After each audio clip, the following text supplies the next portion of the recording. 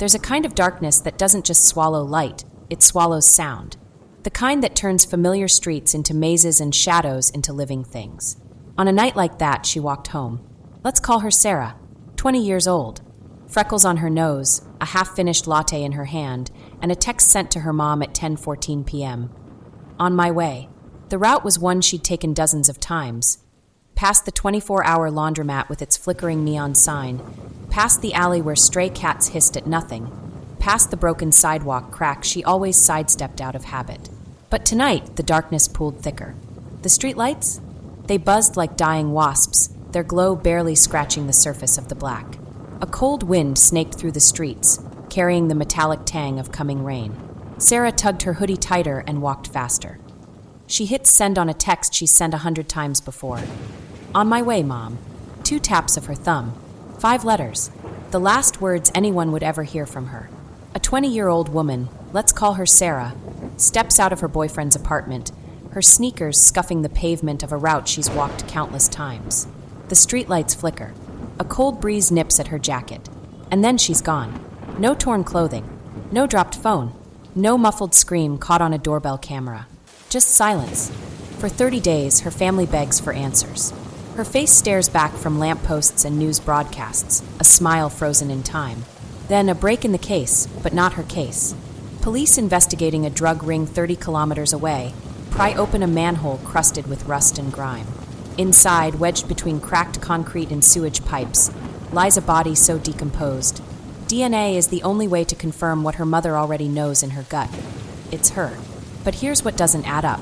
The police weren't looking for Sarah that day. They weren't even close. And the suspects? A boyfriend with a deleted Instagram post. A neighbor with a library of true crime books. A delivery driver whose GPS logs trace a haunting path. Each one fits like a puzzle piece. But the puzzle they're trying to solve? It doesn't exist. Was this calculated chaos? A predator hiding in plain sight? Or a crime so random, it chills you to the bone? Strap in. This isn't just a story about a missing girl. It's a story about how the truth can vanish and leave nothing but shadows behind. The last known moments, Sarah wasn't just a name on a missing poster. Let's paint her as she was. A 20-year-old biology student who spent weekends volunteering at a shelter, scrubbing kennels and cradling strays like they were made of glass. The kind of person who'd text her mom, "I love you," after borrowing shampoo. The kind of person who believed in routines. At 10:15 p.m., she kissed her boyfriend goodbye and stepped into a night that felt ordinary. The air smelled like rain. Her sneakers slapped against the sidewalk, a sound she'd made 100 times walking home.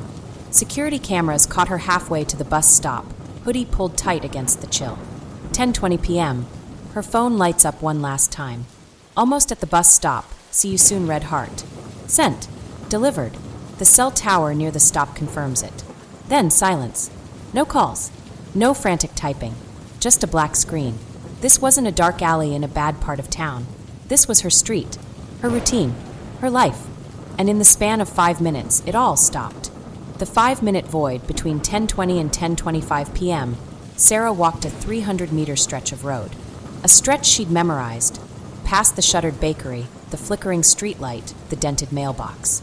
But that night, the streetlight was dead. The bakery's camera was unplugged for repairs. And the mailbox? It saw nothing. 5 minutes. That's how long it takes to boil an egg. To scroll through TikTok. To vanish without a trace. No screams pierce the air. No blurry figures dart across grainy footage. Just a backpack left leaning against the bus stop bench, its contents spilled. A biology textbook, a half-eaten granola bar, a keychain from the shelter where she volunteered. As if she'd simply dissolved. The police would later call it a perfect storm of bad luck. No cameras, no witnesses, no footprints.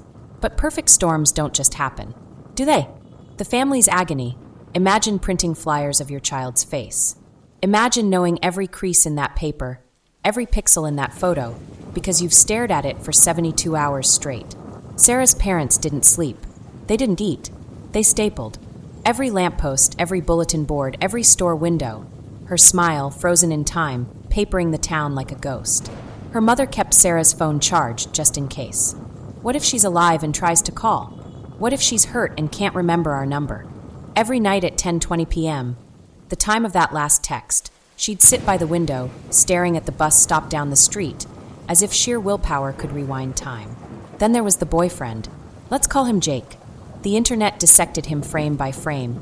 His trembling hands during TV interviews, the way he said, "I just want her home," a beat too quickly. He passed a polygraph, gave DNA willingly, let detectives comb through his apartment, but suspicion metastasized anyway. Why? Because statistically, the last person to see a victim alive is the most likely culprit. Because Jake scrubbed his Instagram 2 days after she vanished, deleting old couple photos, leaving only cryptic song lyrics.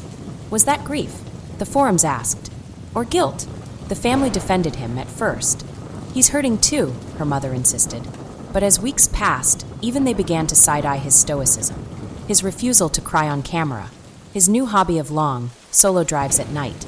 The human mind craves a villain, and Jake, quiet, pale, with a habit of avoiding eye contact, fit the mold too neatly. But here's the problem.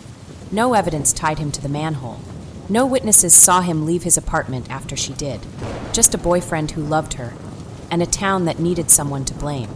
Dead ends and dark theories, police traced Sarah's last steps like archaeologists. They bagged the granola bar from her backpack, tested it for toxins. They scanned her laptop. No suicidal ideation, no secret debts, no angry exes in her DMs. Her social media? A time capsule of normalcy. Memes about finals week, a selfie with a shelter dog, a playlist titled Bus Ride Bops. Forensics found nothing. No skin under her nails. No hair follicles in her backpack. Even the rain worked against them, washing away potential footprints or tire marks. The bus stop became a shrine, stuffed animals, candles, letters, but to detectives it was just a void. Then came the theories. Theory 1, the opportunist a drifter passing through. A trucker who spotted her alone. A crime of chance, not malice. But why leave her phone untouched? Why take the risk of moving her body 30 kilometers? Theory 2, the copycat online sleuths found eerie parallels to a cold case from 1998. Another woman found in a manhole 50 kilometers away. But that killer died in prison. Or did he? Theory 3, the secret life. Maybe Sarah wasn't the girl everyone thought. Rumors swirled. Had she been meeting someone? Was the shelter a cover for drug runs? But her bank records showed nothing. Her friends swore she was an open book. Theory 4, the supernatural. Yes, really. A TikTok psychic with 2 million followers claimed Sarah slipped through a time rift near the broken streetlight. Comment sections devolved into chaos. Aliens, government conspiracies, a serial killer who walks through walls. The police ignored the noise. They re-interviewed Jake. They subpoenaed the delivery driver's GPS logs. They even dug into the reclusive neighbor, the one with the true crime library, only to find he'd been hospitalized the night she vanished. But with every dead end, the case grew colder.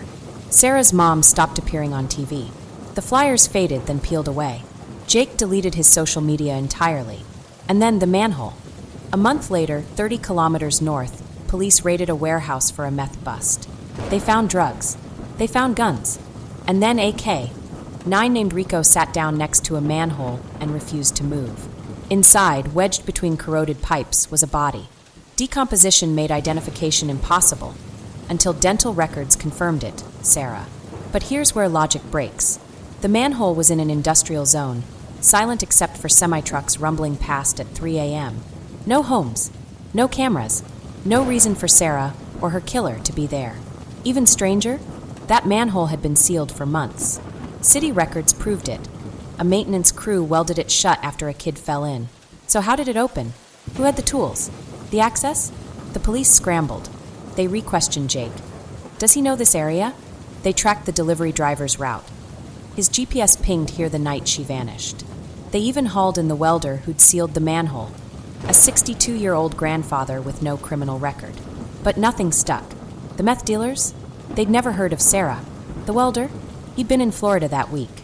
And the manhole itself? A perfect metaphor for the case, a dark, hidden place where truth goes to rot. The aftermath's slow, resigned tone. Today, Sarah's case is a folder in a filing cabinet, a Reddit thread that gets bumped every few months, a mother who still texts her daughter's phone. I'm here if you want to come home. The police haven't closed it. They can't. Too many suspects. Too little proof. Too many questions that loop back to nowhere. Why leave her in a place guaranteed to be discovered during a drug raid? Why take her 30 kilometers but leave her phone behind?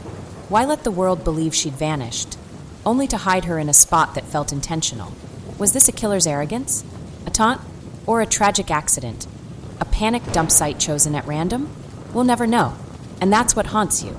Not the manhole, not the suspects, but the quiet understanding that somewhere, someone got away with murder and maybe still walks among us. The unrelated tip, it started with a typo. A rookie cop misheard an address over the radio. Instead of raiding a meth lab on Hillcrest Drive, the SWAT team stormed a derelict warehouse on Hillcrest Avenue. A rotting building slated for demolition, its walls scribbled with graffiti, its floors littered with needles and shattered glass. They found no drugs, no suspects, just silence. But as officers swept the area, a K-9 handler named Lena lingered near the back alley. Her dog, a German shepherd named Duke, pawed at a rusted manhole cover. Not aggressively, not like he'd found drugs. Curiously, as if asking, "You seeing this?" The manhole was slightly ajar, a sliver of darkness peeking through. Lena radioed for backup. Probably a dead raccoon, someone joked. But when they pried it open, the stench hit them first. Sweet, metallic, human. Flashlights pierced the gloom.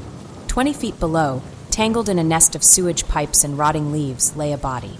Decomposition had erased her face. Her clothes were sludge. But one detail stood out. A silver bracelet fused to her wrist, its engraving barely legible. "Love, Mom." Dental records confirmed it 2 days later.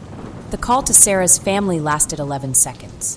Her mother's scream, detectives later said, sounded like it came from another world.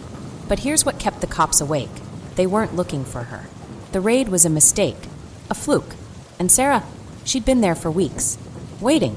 The 30 kilometers question, 30 kilometers. That's the distance between the bus stop where Sarah vanished and the manhole where she was found. A 30-minute drive, a half marathon, a gap wide enough to swallow a life. Investigators retraced the route obsessively. Did the killer take the highway? Back roads? Did they stop for gas? Did Sarah's body ride shotgun, wrapped in a tarp, or was she crammed into a trunk? Forensic psychologists called it a disposal paradox. Most killers dump victims close to home, familiar terrain, easy access. But 30 kilometers? That's deliberate. That's confidence. Theory 1. The calculated dump, maybe the manhole was a strategic choice. Isolated, rarely checked. A place where decay would erase evidence. But why risk a sealed city-owned site? Why not a forest? A lake? Theory 2. The signature serial killers often leave calling cards. Was the manhole a symbol? A reference to the 1998 cold case? Or a sick joke? You'll find her where you flush your secrets? Theory 3. The mistake, what if the killer panicked? Sarah's phone pinged near the bus stop. Did they drive north to throw off the search? But 30 kilometers isn't far enough to outrun a statewide Amber Alert. Then came the bombshell. The manhole had been welded shut. City records proved it. 6 months earlier, a construction crew sealed it after a near-fatal accident. The only way to reopen it? A blowtorch. Expertise. Detectives grilled sewer workers, contractors, even hobbyist welders. One name popped up, a city employee with a master key and a drunk driving record. But his alibi? Ironclad. He'd been in rehab the night Sarah vanished. The manhole became a metaphor, a locked room mystery, a riddle wrapped in rot. How did Sarah end up there? The answer died with her. The fallout narration, grim, resigned tone. Slow the pace to mirror the investigation's collapse. Within weeks, the leads dried up. Suspects became footnotes. The boyfriend moved across the country, changed his name. The delivery driver sued the department for defamation and won. The neighbor published a true crime book theorizing Sarah's case. It sold 12 copies. The manhole was resealed. The warehouse demolished. Even Duke, the K-9, retired, his final alert forever tied to a tragedy he couldn't understand. But the questions festered. Why leave her in a spot guaranteed to be found during an unrelated raid? Why let her bracelet, the one piece of ID, stay intact? Why 30 kilometers? Why not 50? Why not 5? The most chilling theory? The killer wanted her found, needed her found, because hiding a body isn't just about disposal. It's about control, about watching a town unravel, about proving you're smarter than everyone else. And in that, they succeeded. The unsaid truth, haunting whisper-like tone, end on a lingering note of dread. Sarah's case isn't about answers. It's about fear. The fear that someone out there, someone you've passed in the grocery store, someone who fixed your sink, someone who smiled at you, got away with murder. The fear that darkness isn't under a manhole. It's in plain sight, and it's closer than you think. 3 faces, 3 stories, 3 perfect suspects. But here's the problem. In most crimes, the puzzle pieces click together. A motive, a means, a smoking gun. But in Sarah's case, the pieces don't just fail to fit, they belong to entirely different puzzles. So let's meet the men who could have done it.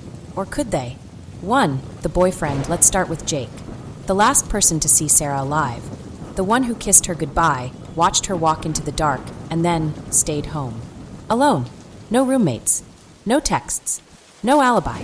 Just a silent apartment and a deleted Instagram feed. The internet dissected him like a lab frog. Why scrub your social media the day after your girlfriend vanishes? Grief, his lawyer argued. A desperate attempt to mute the noise, the trolls, the "where's Sarah?" comments. But the court of public opinion wasn't buying it. True crime forums lit up with theories. He panicked. He's hiding a side piece. He's a psychopath who studied how to beat a polygraph. Detectives found no physical evidence tying him to the manhole. No dirt from the industrial zone on his shoes. No blowtorch in his garage. But here's what stuck. Jake started taking long drives at night after Sarah disappeared. The same route over and over, past the bus stop, past the shelter where she volunteered, past the manhole they'd later find her in. "I just miss her," he told police. "It helps me think. Was this guilt? Love? Or a killer revisiting his masterpiece?" 2. The quiet neighbor. Next door to the bus stop lived a man named Harold. Retired. Widowed. A man so forgettable, even his mailman struggled to describe him. But when police raided his cluttered basement, they found a library of true crime books. Not the popular podcasts or documentaries, niche manuals. How bodies decompose, forensic countermeasures, stacks of cold case files, sticky noted and highlighted. Harold claimed it was a hobby. "I like puzzles," he shrugged. But neighbors recalled odd details. He'd often sit on his porch at night, staring at the bus stop. He owned a vintage van, its interior scoured spotless. And on the night Sarah vanished, he reported a suspicious noise to police, a 2 a.m. call about scuffling near the bus stop. But when officers arrived, they found nothing. "Probably raccoons," Harold mumbled. Was he a true crime fanatic, or a student perfecting his craft? A reclusive man trying to help, or one hiding in the glare of his own obsession? 3. The delivery driver. Then there was Marcus, a 34-year-old delivery driver for a medical supply company. Polite, unmarried, no criminal record, until police pulled his GPS logs. On the night Sarah disappeared, his van left the warehouse at 9:45 p.m. By 10:15 p.m., he was idling near the bus stop, a detour miles off his route. At 10:30 p.m., his GPS pinged near the industrial zone, 30 kilometers away, the same zone where Sarah's body would later surface. Marcus swore it was a coincidence. "I took a wrong turn. Then I needed gas." But detectives dug deeper. His delivery logs showed no packages for that area. His employer confirmed he'd clocked out early. And his phone, powered off from 10:15 p.m. to 11 p.m. "Battery died," he said. But here's the kicker. Marcus's van had a cargo hold large enough to fit a body. And the industrial zone? He'd delivered there twice a week for years. He knew the manholes. He knew the schedules. He knew how to hide something. Coincidence? Or a killer who mapped his route in blood? The catch narration, faster, agitated tone, convey the frustration of a case spiraling out of control.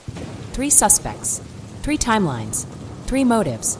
But here's where the math breaks. Jake had means but no proven opportunity.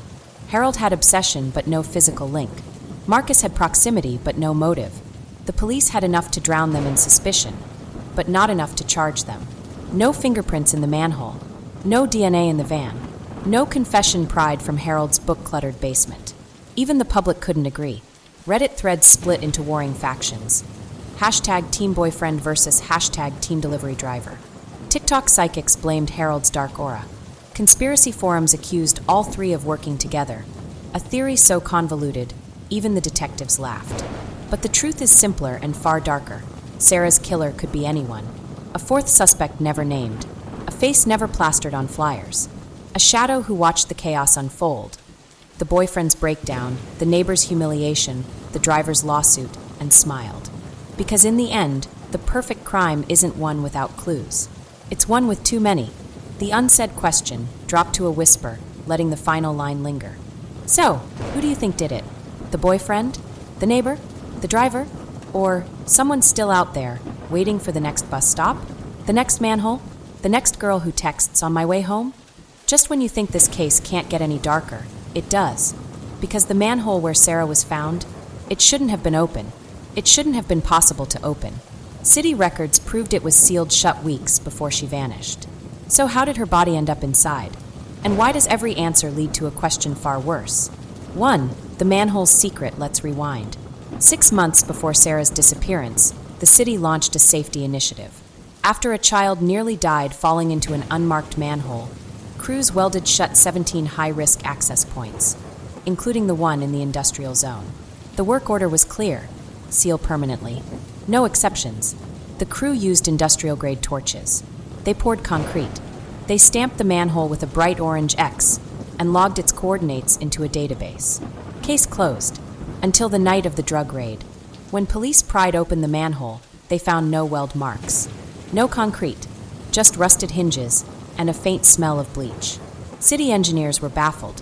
Someone cut through steel, one said, but there's no debris, no tool marks. It's like it was never sealed. The theories?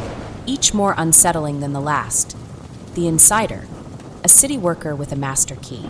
But background checks revealed nothing, just 62 employees with clean records and union alibis. The copycat, someone who studied the 1998 cold case, replicating every detail, including the manhole. But why wait 20 years? The ghost. Online conspiracies claimed the manhole healed itself, a glitch in reality. Detectives rolled their eyes, but secretly wondered. Then came the bombshell. A maintenance worker came forward. He swore he'd seen the manhole sealed. He'd signed the paperwork. But when shown photos of the open manhole, he paled. That's not the same one. The one we sealed had a crack on the rim. This one's smooth. Was it replaced? Had the killer swapped manholes like a magician swapping cards? Or were the records wrong? The truth dissolved like smoke. 2. The unanswered questions. Sarah's case isn't just a murder. It's a riddle wrapped in a paradox. Let's break down the questions that keep detectives awake at night. 1. Why leave her in a manhole guaranteed to be found? Most killers hide bodies in forests, lakes, deserts, places where time erases evidence. But a manhole in an active industrial zone? It's like leaving a corpse in a subway station. Theory A. The killer wanted her found quickly. But why? To send a message? To taunt police? Theory B. They panicked.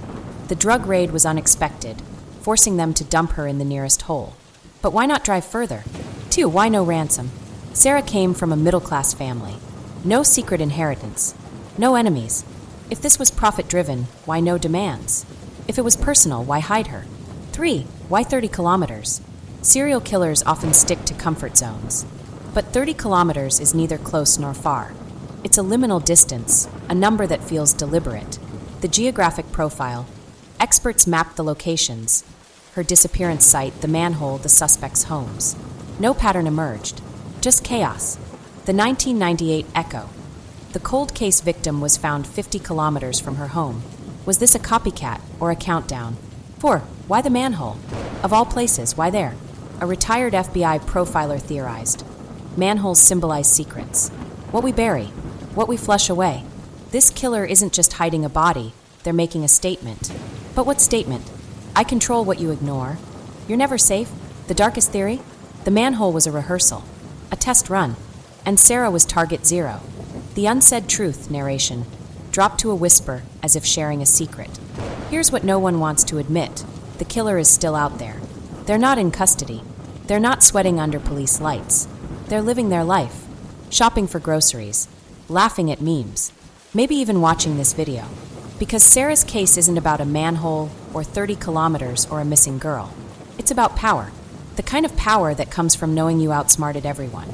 That you turned a city into detectives, a nation into armchair sleuths, and left them all staring at a hole in the ground, asking, but why? And the answer? There is no answer. Only the cold, creeping realization that some doors, once opened, can never be closed. Sarah's story doesn't end with a handcuffed killer or a tearful confession. There's no closure, no justice, just a storm of what-ifs that never stops raging. Her boyfriend still wakes up at 3 a.m., staring at the ceiling, wondering if the world will ever believe he's innocent. Her neighbor still flips through his true crime books, asking himself when a hobby became a haunting. The delivery driver still drives the same route, GPS pinging like a guilty heartbeat. And Sarah, she's still trapped in that manhole, 30 kilometers from where she vanished, in a place that should have been sealed shut. A place that was sealed shut. This isn't a story about answers. It's a story about cracks. The cracks in a boyfriend's alibi. The cracks in a city's safety promises. The cracks we all ignore until someone slips through. The truth isn't buried. It's not hiding. It's just gone, dissolved like fog in the morning light. And all that's left is a question that echoes in the dark. How many more cracks are out there?